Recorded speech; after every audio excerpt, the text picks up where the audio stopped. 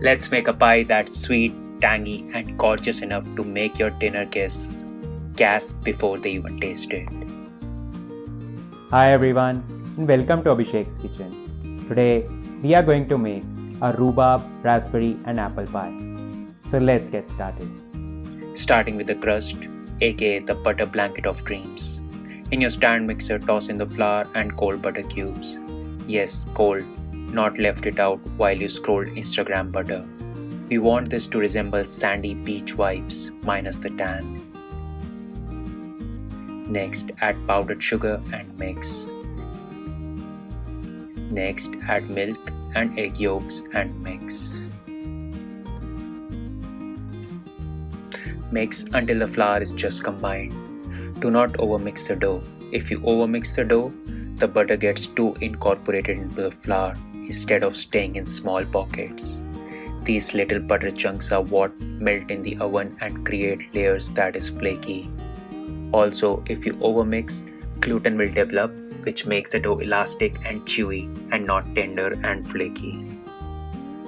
Transfer this to a kitchen bench and divide it into two parts. Flatten this dough a little.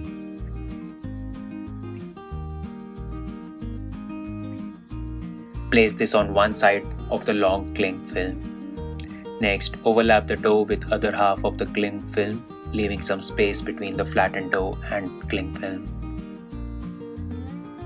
Next, using a rolling pin, roll the dough a little so that it is easier to use it later. Next, place it in the fridge to chill for half an hour. Do the same with the second part of the dough. Why do we need to chill the dough? When we combine flour and water, it develops gluten. Gluten forms elastic bands that are tight and springy. When we put this in the fridge, we let these elastic bands relax. That is, if we roll the chilled dough, there won't be any tension in the dough. If there is no tension in the dough will not shrink in the oven or while rolling. This tension release is like stretching after a workout. Filling time. Into a pan on medium heat, toss in rhubarb, sugar, star anise, butter, vanilla paste, splash of water.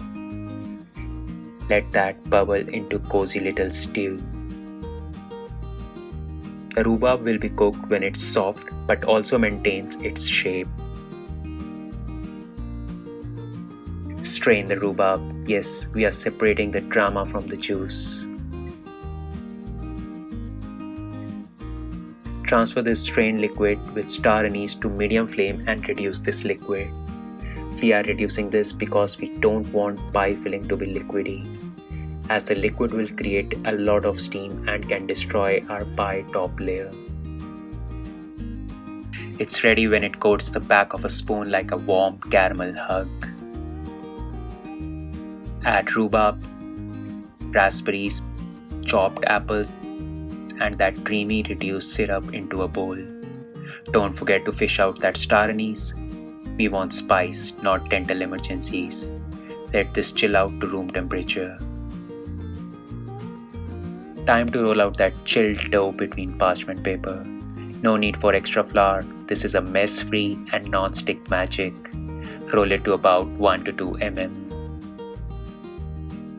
Next, place the tart pan on the rolled dough and cut approximately 2 inches more than the tart pan size. Place this on a tart pan and press the edges so that you cover all the flutes. Admire your work. You're officially a pie architect. Trim the excess but leave a slight overhang. Shrinkage is real. Chill again for 30 minutes. Place a scrunched up baking paper on top of the pie dough and add beans to it. Make sure to cover the edges. You can use any type of beans or rice, but don't use these beans for cooking. But you can reuse these for baking. Bake this in a preheated oven at 180°C for 20 to 30 minutes or until the edges are golden brown. Next, remove the beans and apply egg yolk wash to it, and again bake for 20 to 30 minutes or until it is golden brown in color. Now we have got a crust with character. Next, we'll create top design of the pie. Using fondant cutters, cut flowers and leaves of different sizes from the same 1 to 2 mm rolled out dough. Next, cut some circles and place it on top of each other, such that it covers half the previous circle. Cut it in half and roll it to form a rose. Once the pie base is golden brown, shave off the edges using a peeler. Next, place the pie tin on top of the rolled dough and create a pie base impression on the dough. Next, place the cut out leaves, flowers, butterflies inside the pie impression.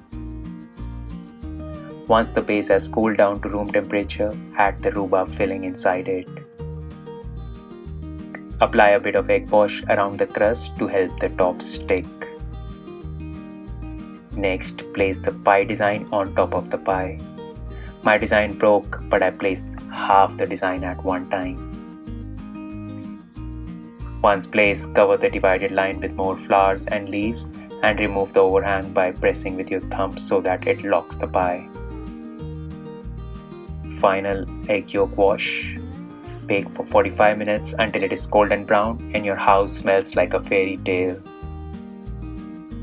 Apply some thick liquid from the filling on top of the pie for a glaze. We'll create one more design using the pasta machine.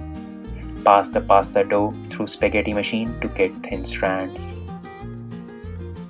Next, using a ruler, mark the center of a pie pan on a rolled dough. Next, apply some egg wash at the center. Spread this egg wash using a finer brush. Next, hold the spaghetti strand from one end and place the other end at the center of the rolled dough. Move your hand along the center, creating a spiral. Continue this with another strand. Continue this until you reach the end of the pie edge. Next, use a ruler and back of the knife to add lines on top of the spiral design for more visual effects. Apply egg wash along the edges of the pie base. Transfer this design to top of the pie. I broke half of it while placing it. The broken part I covered with flowers and leaves. Next, apply egg wash on top of the pie and bake for 45 minutes or until golden brown. And there you have it, 2 stunning pie tops, 1 flaky buttery crust, and a tangy sweet filling that's basically summer in a slice. Serve it, stare at it, eat it, repeat. Thank you. Namaste from my side. See you all in the next video.